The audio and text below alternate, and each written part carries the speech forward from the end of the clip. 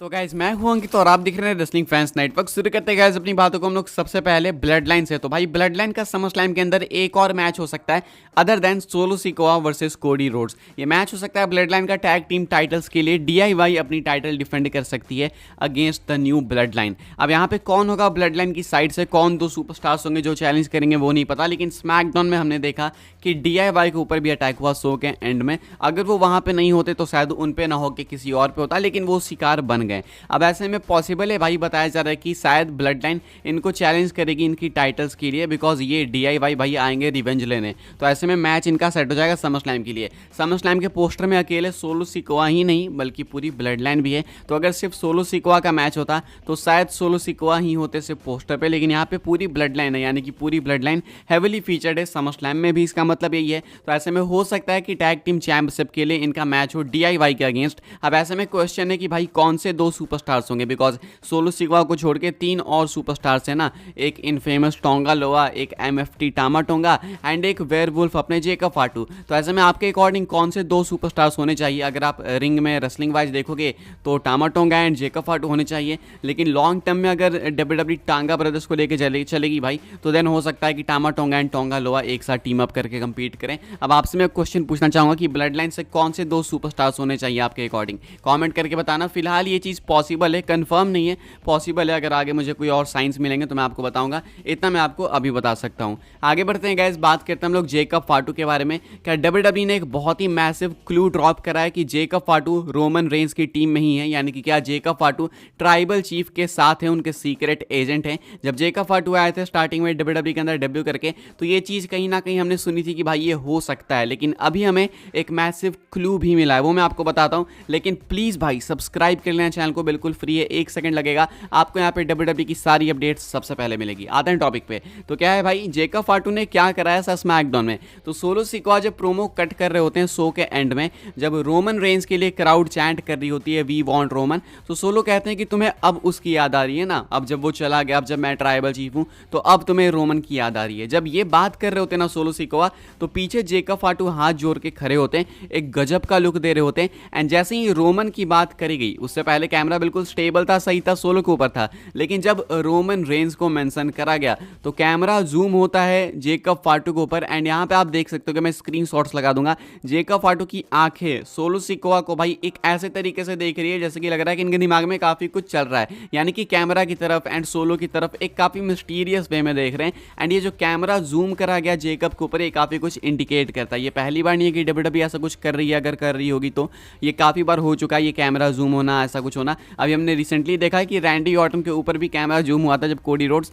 WWE title को mention कर रहे थे पिछले स्मैकडाउन में। तो ये चीज़ WWE करती है। अब फैंस को लगता है ये देख के कि शायद जेकब फाटू रोमन रेंस के ही सीक्रेट एजेंट है, हो सकता है वो रोमन रेंस के साइड जाएंगे, क्योंकि एक दिक्कत ये भी है ना भाई कि अगर जेकब फाटू रोमन की साइड नहीं जाएंगे, सोलो की साइड रहेंगे, तो सोलो को हराना इतना आसान थोड़ी होगा। तो ये एक चीज़ है नोट करने लायक, ये स्मैकडाउन से निकल के सामने आ रही है कि आप चाहते हो कि जेकब फाटू रोमन के साइड जाएं, कि आपको लगता है कि रोमन के भेजे हुए सीक्रेट एजेंट है जेकब फाटू? कमेंट करके आप लोग बताना जरूर से, ये चीज़ भाई अभी और ज़्यादा पॉसिबल लग रही है जरूर से। आगे बढ़ते हैं गाइस, बात करते हैं हम लोग अपनी अगली स्टोरी के बारे में, जो कि WWE hall of famer Donald Trump को लेके। तो भाई डोनाल्ड ट्रंप की न्यूज़ शायद आपने सुन ली होगी, नहीं सुनी तो मैं बता दूं कि डोनाल्ड ट्रंप को आज उनके पॉलिटिकल रैली के अंदर शूट करने की कोशिश करी गई, उन पे गोली चलाई गई, लेकिन फॉर्चुनेटली डोनाल्ड ट्रंप बच गए। उनके ईयर से ब्लीडिंग हो रही थी, यानी कि हो सकता है गोली टच करके निकली होगी, बच गई, ये एक अच्छी बात है। अब आपको मालूम है भाई इतनी बड़ी न्यूज़ है भाई, तो लोग रिएक्ट करेंगे। तो WWE सुपरस्टार लोगन पॉल ने इसके ऊपर क्या रिएक्ट करा है वो मैं आपको बता दूं। 2 ट्वीट्स पोस्ट करते हैं लोगन पॉल, एंड एक ट्वीट आप देख सकते हो कि यहाँ पे लोगन पॉल अप्रिशिएट कर रहे होते हैं एंड जिगरा दिखा रहे होते हैं डोनाल्ड ट्रंप का, कहते हैं the most gangster image of all time. एक और ट्वीट करते हैं, यहाँ पे लिखते हैं to survive an assassination attempt by mere millimeters then stop your security so you can raise your fist in defiance of death is the most baddest thing I have ever seen in my life. I hope everyone is okay. Find the shooter. तो Logan Paul कहते हैं कि जो भी आज करा है Donald Trump ने, लाइक उन पे गोली चलाई गई, वो mere millimeters से बच गए, उसके बाद इन्होंने अपनी सिक्योरिटी को रोका, अपने फिस्ट को ऊपर करा, दिखाते हैं कि भाई वो कितनी ज़्यादा पावर के अंदर है एंड कितना कुछ कर सकते हैं अपनी इस कंट्री के लिए, अमेरिका के लिए। तो इसको अप्रिशिएट करते हैं लोगन पॉल एंड कहते हैं कि ये कुछ काफ़ी बैडेस्ट चीज़ में से एक है जो कि मैंने अपनी ज़िंदगी में देखी है। कहते हैं कि ये मैं एक्सपेक्ट ही नहीं करा था कि कोई ऐसा कर सकता है। कहते हैं कि I hope everyone is okay and shooter shooter को खोजने की डिमांड करते हैं। शूटर खैर हो चुका है भाई, अरेस्ट हो चुका है, आई गेस मर भी चुका है, इतना मुझे नहीं पता, कुछ मैंने देखा है, अभी मैं इतना तो नहीं जानता, लेकिन ऐसा कुछ हुआ है। तो अभी के हिसाब से लोगन पॉल ने ये कुछ रिएक्ट करा है। खैर भाई हमने लोगन पॉल की बात करी है तो एक गजब का लिंकअप हमें देखने को मिला, Logan Paul and carry Minati, ये दोनों एक साथ देखने को मिले मिस्टर बीस्ट की न्यू वीडियो में। दोनों ने भाई एज अलाइज काम भी करा, वो अलग बात है कि बाद में टेबल्स टर्न हो गए इन दोनों के ऊपर ही। काफ़ी अप्रिशिएट करा लोगन पॉल ने कैरी मिनाटी को, एंड बहुत बड़ी बात है भाई कि कैरी मिनाटी इस स्टेज पे जाके रिप्रेजेंट कर रहे हैं इंडिया को। भले कैरी मिनाटी नहीं जीते लेकिन इंडिया के पहले यूट्यूबर बने जो कि इस स्टेज पे गए हैं एंड इतने बड़े स्टेज पे गए हैं। अब ऐसे में भाई जिमी यानी मिस्टर बीस्ट के गेम के अंदर थे तो लोगन पॉल जो है सेकंड राउंड में जब टीम फॉर्म करते हैं कैरी मिनाटी के साथ तो जेंगा का गेम आ जाता है इनके सामने, झिंगा नहीं भाई जेंगा, ठीक है। तो जेंगा का गेम होता है, बेसिकली ब्लॉक्स निकाल के ऊपर रखने होते हैं, एक के ऊपर एक, एक के ऊपर एक, सबसे टॉप पे। एंड कैरी मिनाटी अनफॉर्चुनेटली इस चीज़ में हार जाते हैं। लोगन पॉल कहते हैं कि जब कैरी हारा तो मुझे काफ़ी बुरा लगा, मुझे ऐसा लगा कि भाई मेरे दिल पे खरोच आ गई, बिकॉज वो इस चीज़ को देखते हैं कि भाई कैरी बहुत दूर से आया है, मतलब इंडिया से उतना फ्लाई करके आया है भाई प्लेन से, तो इसमें काफ़ी बुरा भी लगा लोगन पॉल को। लेकिन एंड ऑफ द डे भाई इट्स अ गेम, तो काफ़ी अप्रिशिएट करते हैं लोगन पॉल कैरी मिनाटी को, एंड कैरी मिनाटी की परफॉर्मेंस उनको काफ़ी पसंद आई। वो अलग बात है कि मिस्टर बीस्ट की वीडियो में शायद आपको ज़्यादा कैरी मिनाटी का रोल देखने को ना मिले, बिकॉज 40 मिनट की वीडियो में कितना कुछ किसको डालेंगे भाई। लेकिन हाँ अगर आप लोगन पॉल के चैनल पर जाके वीडियो देखोगे तो आपको पता चलेगा कि लोगन पॉल ने जो जो शूट करा है उस पर देखोगे तो पता चलेगा कि कैरी मिनाटी की कितनी इन्वॉल्वमेंट थी। आगे बढ़ते हैं गाइस, बात करते हैं अगली स्टोरी के बारे में जो कि है मोटर सिटी मशीन गन्स को लेके। तो मोटर सिटी मशीन गन्स और ज़्यादा करीब आते जा रहे हैं डब्ल्यूडब्ल्यूई के। इन्होंने फेयरवेल दे दिया भाई इंडी रेसलिंग को, एक इनकी वीडियो निकल के सामने ही, वो मैं वीडियो नहीं दिखा सकता कॉपीराइट इशूज़ की वजह से। लेकिन अभी एक अपडेट है भाई एमसीएमजी को लेके, क्या है मैं आपको बता दूं, आप देख सकते हो। According to PWN, WWE and AEW have offered contracts to the Motor City Machine Guns agent.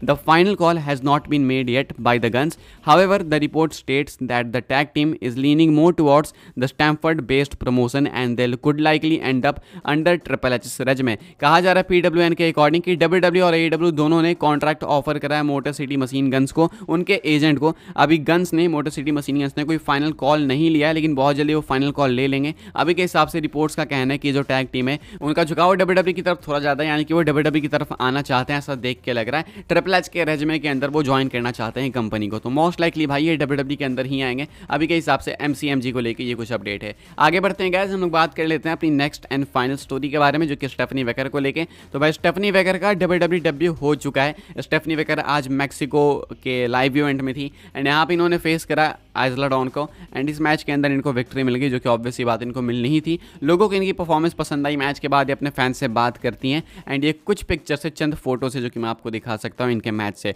तो स्टेफनी वेकर बहुत ही जल्दी साइन करने के बाद कंपीट भी करने लगी एंड लाइव इवेंट के अंदर विक्ट्री भी मिल गई इनको। इनकी पहली विक्ट्री है डब्ल्यूडब्ल्यूई के लिए, अगर आप उस हिसाब से देखो तो पहली नॉन टेलीवाइज्ड विक्ट्री। फिलहाल भाई इस वीडियो के लिए बस ये कुछ अपडेट्स थी। आई होप आपको इन्फॉर्मेशन मिली हो तो भाई मेक श्योर कि आप चैनल को सब्सक्राइब करो, बिकॉज यहाँ पे आपको डब्ल्यूडब्ल्यूई की ऐसी अपडेट्स सबसे पहले मिलती है। फॉलो कर सकते हैं आप लोग मुझे इंस्टाग्राम एंड ट्विटर पर, लिंक आपको मिल जाएगा डिस्क्रिप्शन में। ज्वाइन कर सकते हैं व्हाट्सएप चैनल को, उसके भी लिंक है डिस्क्रिप्शन में। मिलते हैं अपनी नेक्स्ट ऑफर काफ़ी इंटरेस्टिंग वीडियो में।